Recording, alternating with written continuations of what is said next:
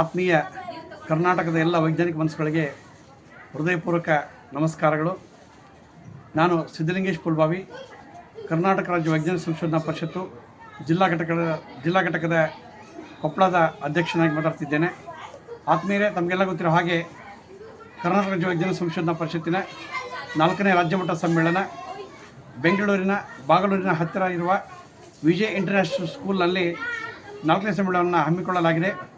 ಈ ಯಾವ ಅದ್ಧೂರಿ ಕಾರ್ಯಕ್ರಮಕ್ಕೆ ಕರ್ನಾಟಕ ರಾಜ್ಯದ ಸನ್ಮಾನ್ಯ ಮುಖ್ಯಮಂತ್ರಿಗಳು, ಉಪಮುಖ್ಯಮಂತ್ರಿಗಳು ಹಾಗೂ ಸಚಿವ ಸಂಪುಟದ ಸಹೋದ್ಯೋಗಿ ಮಿತ್ರರು ಈ ಒಂದು ಕಾರ್ಯಕ್ರಮಕ್ಕೆ ಆಗಮಿಸಲಿದ್ದಾರೆ. ತಮಗೆಲ್ಲರಿಗೂ ಅತ್ಯಂತ ಪ್ರೀತಿಪೂರ್ವಕ ಸ್ವಾಗತವನ್ನು ಕೊಪ್ಪಳ ಜಿಲ್ಲೆಯ ಪರವಾಗಿ ಕೋರುತ್ತೇನೆ.